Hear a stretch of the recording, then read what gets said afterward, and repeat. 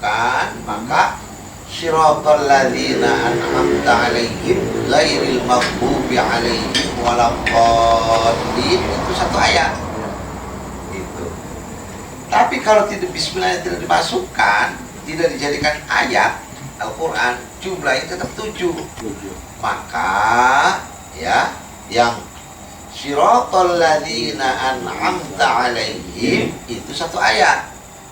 Baru ghairil maghdubi 'alaihim waladdallin itu satu ayat. Ya, berarti kan intonasinya tuh, Pak. Iya, dipotong. Iya kan? Kan beda ayat. Iya. Ya kan namanya kan dipotong kan.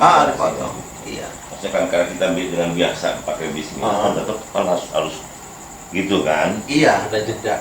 Ada jeda. Kayak wasol sambungkan pokoknya. Bismillahirrahmanirrahim. Alhamdulillahirabbil alamin. Arrahmanirrahim. Maliki yaumiddin. Iyyaka na'budu wa iyyaka nasta'in. Ihdinas siratal mustaqim. Siratal ladzina an'amta 'alaihim. Itu kadang-kadang kita berhenti juga. Siratal ladzina an'amta 'alaihim ghairil maghdubi 'alaihim waladdallin. Maka di situ ada wakaf. Wakaf itu ada wakaf, berhenti. Bisa artinya ketika kita berhenti dibolehkan. Kata langsung dibolehkan. Kalau umpamanya kuat napasnya itu. Siratal ladzina an'amta 'alaihim ghairil maghdubi 'alaihim waladdallin gitu. Jadi bolehkan ya, kalau napas itu kuat.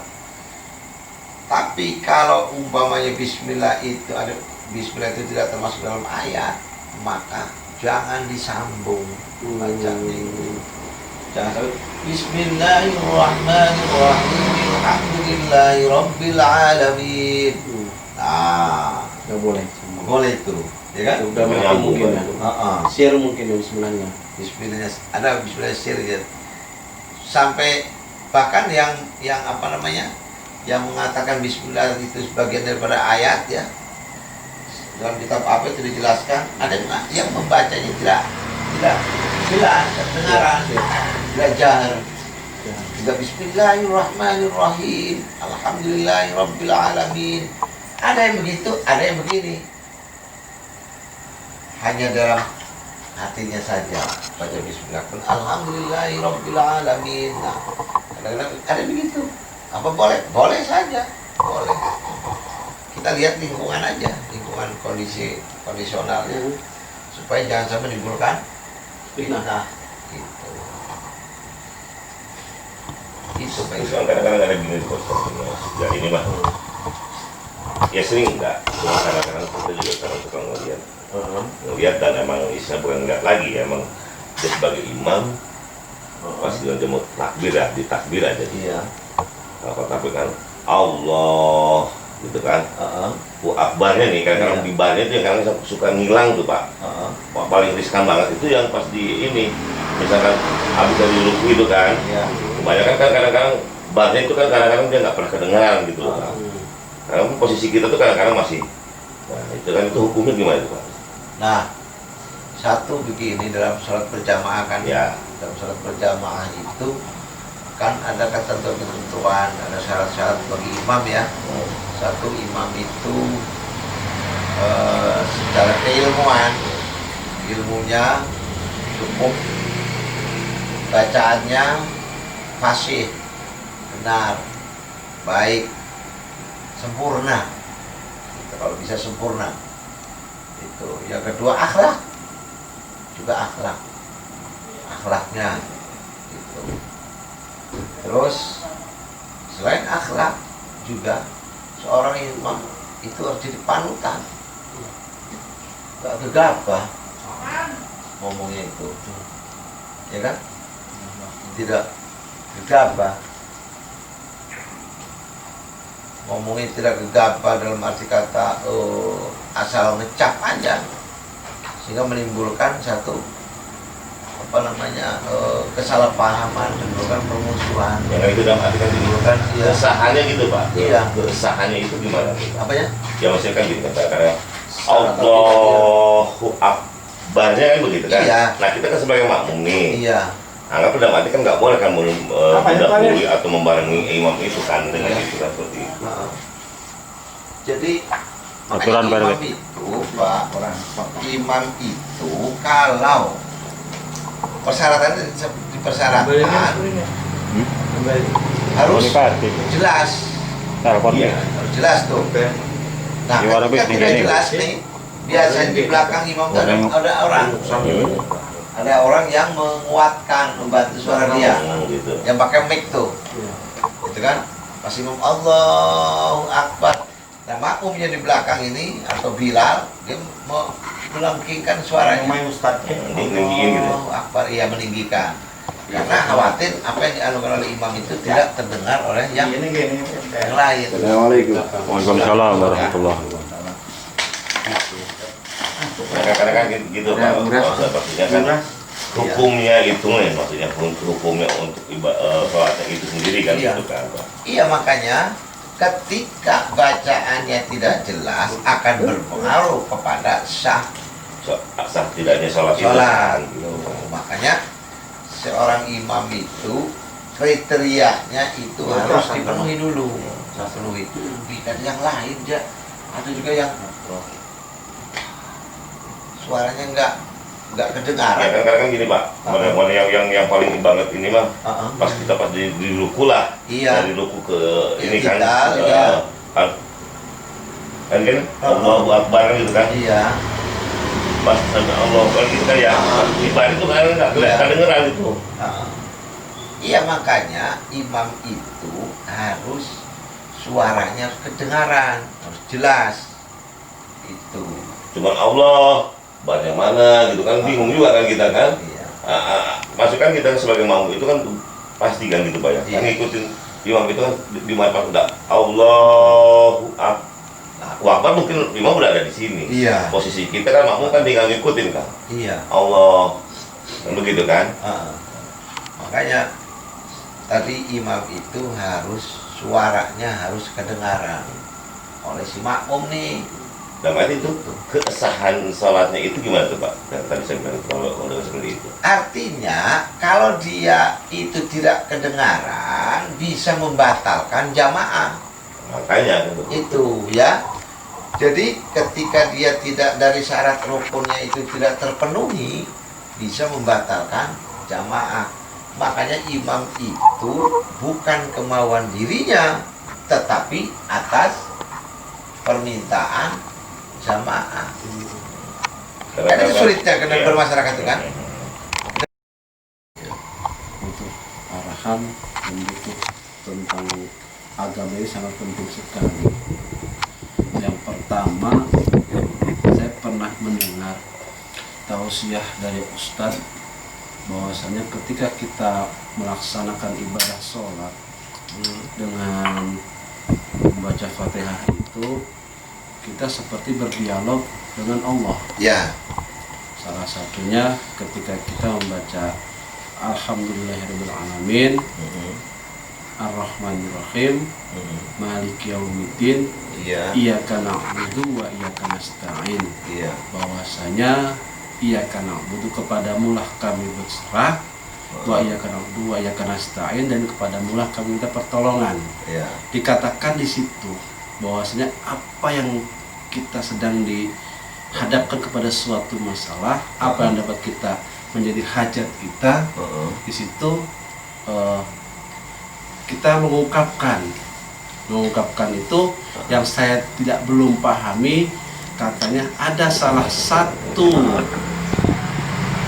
yang mustajab ketika kita dalam sholat itu berdoa itu yang pertama pada saat Al-Fatihah, yang kedua sujud, yang ketiga pada saat tahiyat akhir. Iya.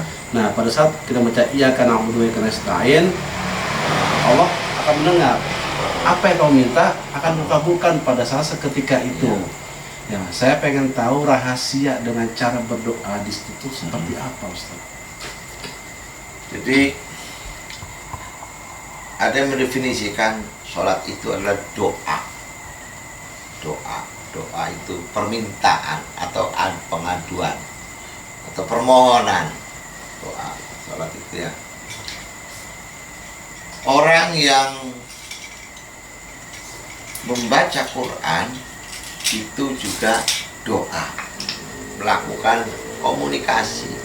Kalau kita meminta itu kan harus dekat dengan yang dipinta. Yang meminta dan yang dipinta itu berdekatan. Contohnya begini, saya minta korek api.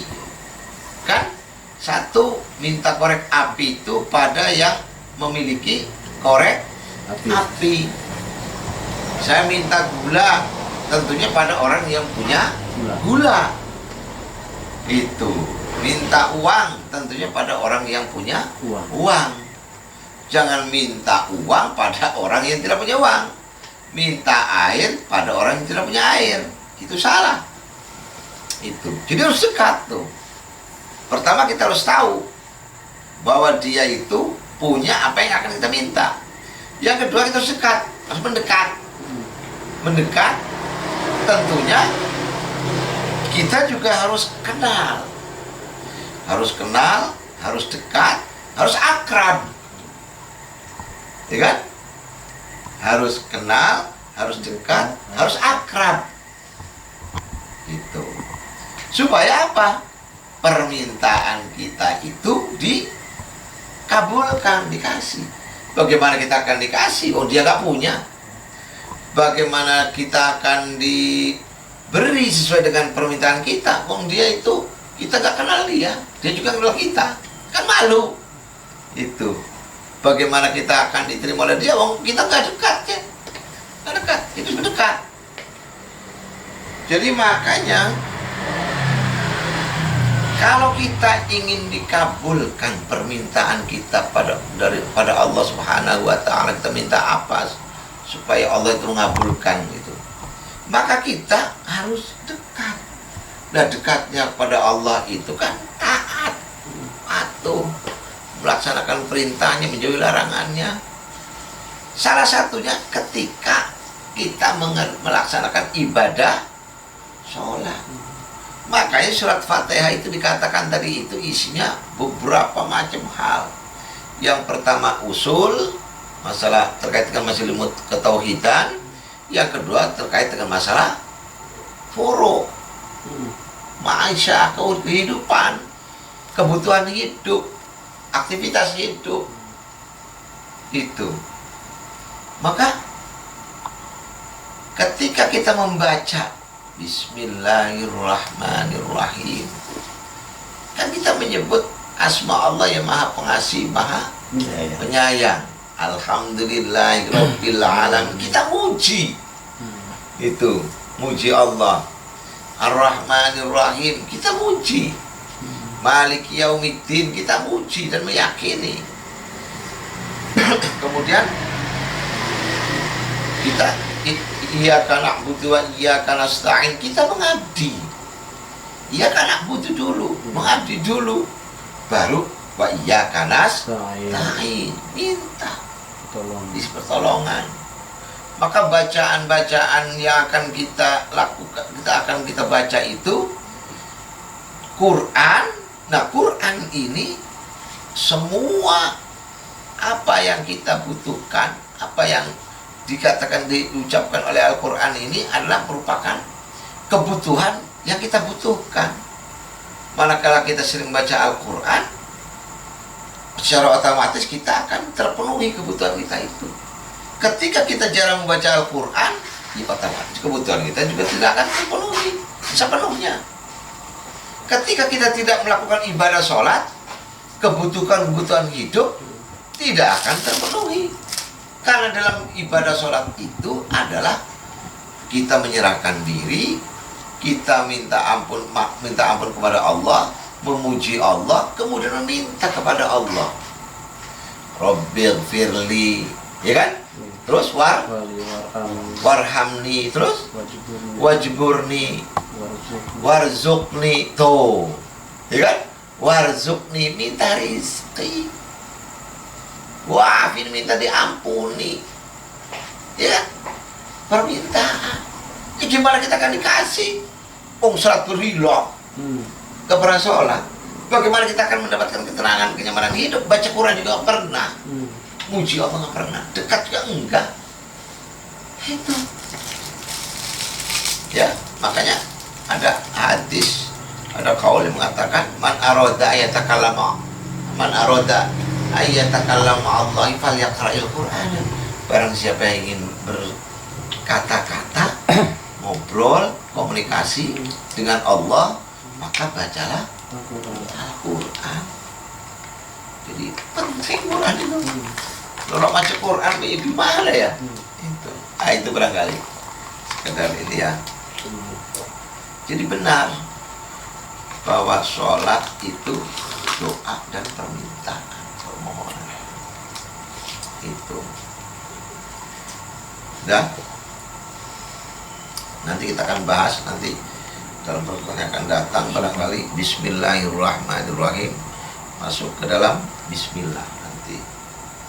Apa sih Bismillah itu? Huruf ba itu apa artinya? Sin itu apa maksudnya? Mim itu apa maksudnya? Lam itu apa maksudnya? Ra itu apa maksudnya? Ha itu apa maksudnya? Mim itu apa maksudnya? Nun itu apa maksudnya? Ya itu apa maksudnya? Di sini ada akan dijelaskan. Insyaallah kalau umur panjang, insya Allah kita akan belajar. Shadaqallahul azim. Assalamualaikum warahmatullahi wabarakatuh. Waalaikumsalam warahmatullahi wabarakatuh.